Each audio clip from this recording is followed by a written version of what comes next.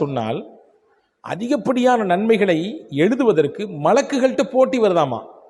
போட்டி போட்டுட்டு மலக்குகள் வர்றாங்களாம். நான் தான் இதனுடைய நன்மை எழுதுவேன், இல்லை நான் தான் எழுதுவேன், இந்த நன்மையை நான் தான் அல்லாட்ட கொண்டு போய் காமிப்பேன், இந்த நன்மையை நான் தான் அல்லாட்ட கொண்டு போய் காமிப்பேன் என்று மலக்குகளிடத்திலே போட்டி நடக்குமா. பெருமானார் ஸல்லல்லாஹு அலைஹி வஸல்லம் சொல்கிறார்கள். என்ன அது, என்ன அவ்வளவு உயர்தரமான துவா?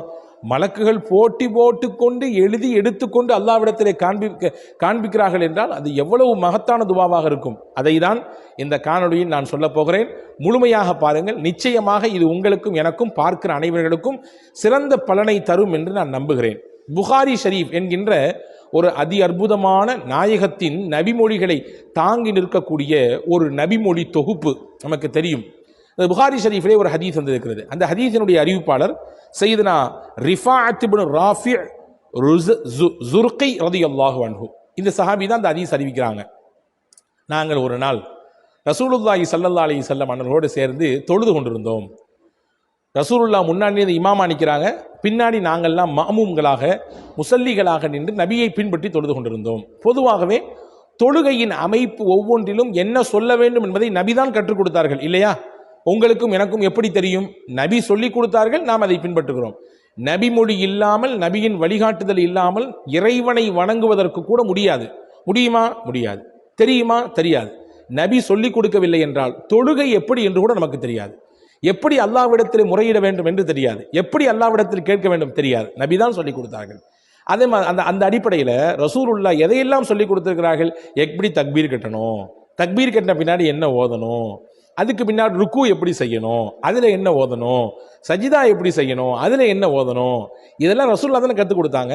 அப்படி ரசூல் கற்றுக் கொடுத்த ஒன்றில்தான் தொழுகையிலே கியாம், அந்த நிலை நிற்குதல் முடிந்ததற்கு பிறகு குனிகிறோம், ருக்கு என்று சொல்லுவோம். அதற்கு குனிந்ததற்கு பிறகு மறுபடியும் எழுகிறோம். அப்படி எழுந்த நேரத்திலே நாம் இமாமை பின்பற்றி தொழுதால் இமாம் சொல்லுவார் சமி அல்லாஹு லிமன் ஹமித சொல்லுவாரா? இதை சொன்னவுடன் நாம் என்ன சொல்லுவோம்? ரப்பனா வலக்கல் ஹம்த், இதான் சொல்லுவோம் இல்லையா? இந்த நிகழ்ச்சியை பாருங்கள், இந்த ஹதீதை பாருங்கள். நாங்கள் நபிக்கு பின்னால் நின்று தொழுதோம். அன்று ஒரு நாள் நபி தொழ வைத்தார்கள். தலையை ருக்கூவிலிருந்து தூக்கினார்கள். சமி அல்லாஹு லிமன் ஹமித ரசூலுல்லாஹ் சொன்னாங்க. சொன்ன உடனே நான் சொன்னேன். என்ன சொன்னேன் தெரியுமா? ரப்பனா வலக்கல் ஹம்து ஹம்தன் கசீரன் தொய்யிபன் முபாரக்கன் ஃபீஹி. இதுதான் அந்த திக்ர், அற்புதமான திக்ர். மறுபடியும் சொல்லுகிறேன். ரப்பனா வலக்கல் ஹம்து ஹம்தன் கசீரன் தொய்யிபன் முபாரக்கன் ஃபீஹி. இந்த திக்கரை நான் சொல்லிவிட்டேன். எல்லாரும் நார்மலாக ரப்பனா வலக்கல் ஹம்து மட்டும் தான் சொல்லுவாங்க, அதோட முடிச்சுக்குவாங்க. ஆனால் இந்த சஹாபி ரிஃபாஅத் இப்னு ராஃபி அஸ்-ஸுர்கி ரலியல்லாஹு அன்ஹு சேர்த்து 4 வார்த்தையை சொல்றாங்க. இதனுடைய பொருள் என்ன? இறைவா, உனக்கே எல்லா புகழும், அதிகப்படியான புகழ், மனமிக்க புகழ், பரக்கத் பொருந்திய புகழ் அனைத்தும் உனக்கே சொந்தம். இதுதான் இதனுடைய அர்த்தம். தொழுகை முடிஞ்சிருச்சு. முடிஞ்ச பின்னாடி எல்லாம் நார்மலாக ஆன பின்னாடி ரசூலுல்லாஹ் பொதுவாகவே தொழுகை முடிந்த பின்னாடி சஹாபாக்களை பார்த்து திரும்பி உட்கார்ந்தவங்க, அதாவது முசல்லிகளை பார்த்து, முன்னால் கிபிலாவை நோக்கி நின்று தொலை வைத்த பெருமானார் அப்படியே 90 டிகிரியில் அப்படி நேர ஆப்போசிட்டாக திரும்புவாங்க, திரும்பி உட்காருவாங்க. உட்கார்ந்துட்டு திக்ரெல்லாம் செஞ்சு முடிச்ச உடனே கேட்டாங்க, யாருங்க உங்களில் இன்னைக்கு புதுசாக ஏதோ திக்ரு சொன்னாங்களே, உங்களில் யாரு புதுசாக ஏதோ திக்ரு சொன்னாங்களே அப்படின்னு கேட்டாங்க. உடனே நான் சொன்னேன். இந்த சஹாபி சொல்றார், ரிஃபா ரலியல்லாஹு சொல்றாங்க, நான் சொன்னேன் யார் ரசூலுல்லாஹ், நான் தான் சொன்னேன். என்ன சொன்னீங்க? ரசூலுல்லாஹ் சொல்லி காட்டுறாங்க. ரப்பனா வலக்கல் ஹம்து ஹம்தன் கசீரன் தையிபன் முபாரக்கன் ஃபீஹி அப்படி சொன்னேன். அப்படியா? நீங்க தான் சொன்னதா?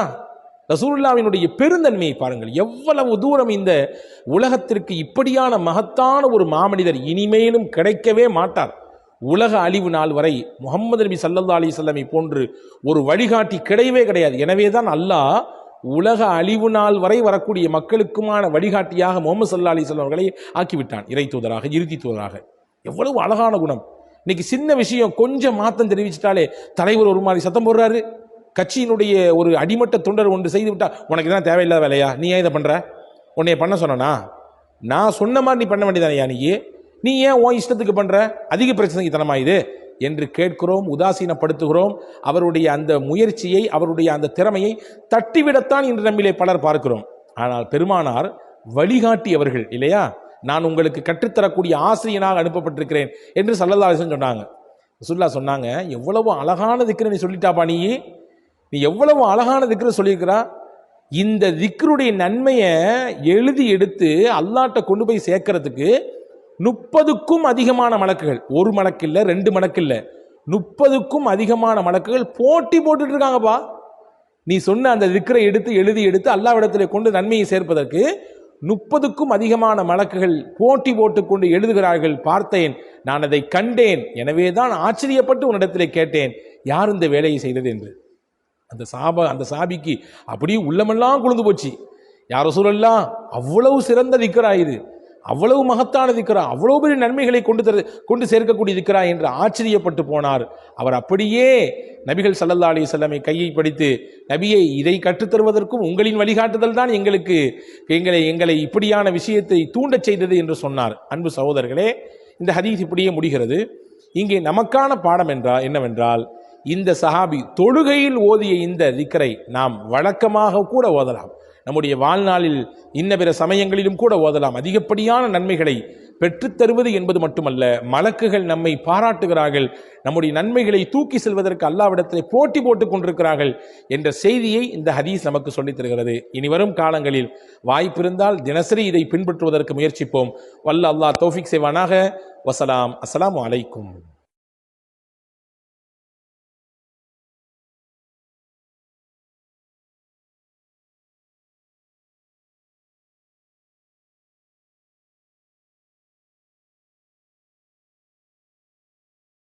You pray. Even if you're getting lazy, you pray. Even if you don't feel like it, you pray. Even if your heart isn't in it, you pray. Because if you let go of the prayer, you have become the weakest and weakest and weakest.